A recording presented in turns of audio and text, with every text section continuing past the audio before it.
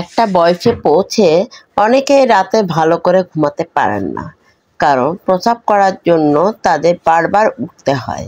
এতে একদিকে ঘুমের ব্যাঘাত ঘটে, অন্যদিকে এর প্রভাব পড়ে শরীর ও জীবনযাপনে। ঘুম ভালো না হওয়ায় অনেকে প্রতিদিন সকালে বেশ ক্লান্তি অনুভূত করে। লজ্জা কিংবা কুণ্ঠার কারণে চিকিৎসকের পরামর্শ দূরে থাক। বেশিরভাগ মানুষ বিষয়টি নিয়ে কারো সঙ্গে আলোচনাও করেন না, অথচ চিকিৎসকের পরামর্শ আর জীবনযাত্রার পরিবর্তনের মাধ্যমে এ সমস্যার সমাধান সম্ভব। চিকিৎসা বিজ্ঞানের পরিভাষায় রাতে বারবার প্রস্রাব করা একটি শারীরিক সমস্যাকে বলা হয় নকটারিয়া। যুক্তরাজ্য ভিত্তিক স্বাস্থ্য বিষয়ক প্রতিষ্ঠান ইন্টারন্যাশনাল কন্টিনেন্স সোসাইটির তথ্য অনুযায়ী রাতে ঘুম থেকে উঠে অন্তত 2 বার প্রস্রাব করতে হলে তিনি নকটারিয়ায় আক্রান্ত। সাধারণত বয়স্ক মানুষের মধ্যে এই সমস্যা বেশি দেখা দেয়। 70 বছরের বেশি বয়সী প্রতি 5 জনের মধ্যে 3 জনে এই সমস্যায় ভোগেন।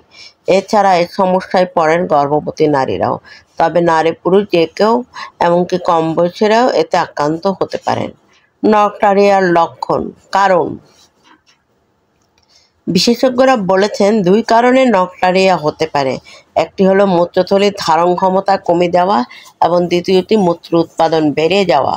এই অবস্থাকে বলা হয় পলিইউরিয়া। প্রথম কারণে মূত্রথলির ধারণ ক্ষমতা কমে যাওয়ার কথা বলা হচ্ছে, যা সাধারণত 300 থেকে 600 মিলিলিটার হয়ে থাকে। যে 2টি কারণে এটি ঘটে তার প্রথমটি হলো শারীরবৃত্তীয় পরিবর্তন। পুরুষের ক্ষেত্রে এটা হয় বেনাইন প্রোস্ট্যাটিক হাইপারট্রফি নামের স্বাস্থ্যগত সমস্যার কারণে। এই সমস্যায় পুরুষের প্রোস্টেট বড় হয়ে যায়। নারীদের ক্ষেত্রে স্থূলতা এবং পেলভিক অর্গান প্রোলাপসের মতো সমস্যায় এই রোগ দেখা দেয়। পেলভিক অর্গানের প্রোলাপসের ক্ষেত্রে জরায়ু, মূত্রথলি বা মলদ্বার দুর্বল হয়ে পড়ে বা ঢিলা হয়ে যায়। আর দ্বিতীয় কারণ হচ্ছে অন্যান্য সমস্যা, যেমন ওভার অ্যাক্টিভ ব্ল্যাডার সিনড্রোম, সংক্রমণ, সিস্টাইটিস ইত্যাদি স্বাস্থ্য সমস্যা। অ্যালকোহল, ক্যাফেইন ও ধূমপান ত্যাগ করতে হবে। পলিইউরিয়ার মতো নকটারিয়া বা রাতে মূত্র উৎপাদনের হার অ্যান্টিডিউরেটিক হরমোনের প্রভাব কমে যায়। বয়স বাড়ার সঙ্গে সঙ্গে আমাদের দেহে এই হরমোনের নিঃসরণ কমে যায়। অন্যান্য অনেক রোগের কারণে নকটারিয়া দেখা দিলে এটি এই সমস্যার অন্যতম প্রধান কারণ।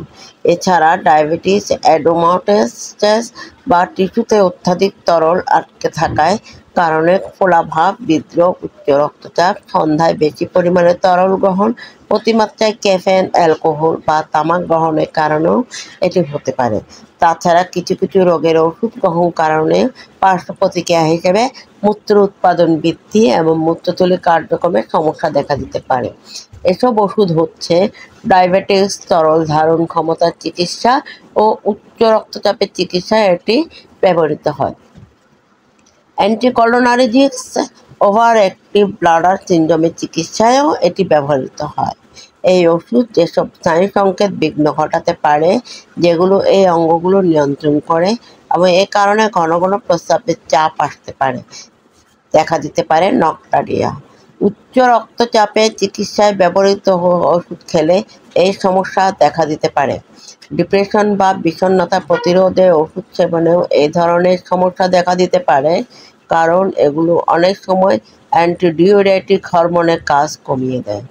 বাইপোলার ডিসঅর্ডারের মতো মানসিক সমস্যার চিকিৎসায় ব্যবহৃত লিথিয়াম ওষুধ সেবনেও এই সমস্যা দেখা দিতে পারে।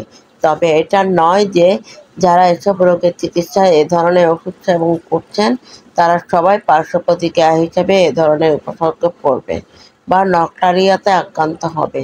যদি কেউ মনে করেন যে তার মধ্যে এ ধরনের প্রভাব বা উপসর্গ দেখা দিচ্ছে, তাহলে চিকিৎসকের পরামর্শ নেওয়া উচিত। যেভাবে বন্ধ করবেন নকটারিয়া। নকটারিয়ায় আক্রান্ত রোগীর চিকিৎসা আলাদাভাবে করতে হবে, কারণ এক একজনের আক্রান্ত হওয়ার পেছনে আলাদা আলাদা হাজার কারণও থাকতে পারে।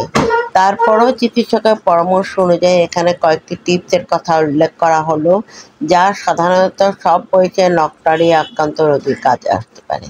জীবনযাত্রায় পরিবর্তন। ঘুমাতে যাওয়ার অন্তত 4 থেকে 6 ঘন্টা আগে তরল খাবার খাওয়া কমিয়ে আনুন। রাতের বেলা অ্যালকোহল, ক্যাফেইন গ্রহণ পরিহার করতে হবে। ধূমপান ত্যাগ করুন। ওজন বেশি থাকলে তা কমিয়ে ফেলুন। ঘুমাতে যাওয়ার আগে মূত্র ত্যাগ করুন। চিকিৎসকের ওজন পরামর্শ নিন। নক্টারিয়া যদি কোনো স্বাস্থ্য সমস্যার কারণে হয়ে থাকে, যেমন ডায়াবেটিস বা হৃদরোগ, তাহলে এসব রোগের চিকিৎসা করলে নক্টারিয়ারও উপশম হতে পারে। সব ক্ষেত্রে চিকিৎসকের পরামর্শ মেনে চলাটা গুরুত্বপূর্ণ। চিকিৎসার সময়সূচি পরিবর্তন করা। ডায়াবেটিস এবং অ্যাঞ্জিওটেনসিস কনভার্টিং এনজাইমের ক্ষেত্রে চিকিৎসায় অবশ্যই চিকিৎসকের পরামর্শ নেওয়া উচিত, যাতে পার্শ্ব প্রতিক্রিয়া কমিয়ে আনা যায়।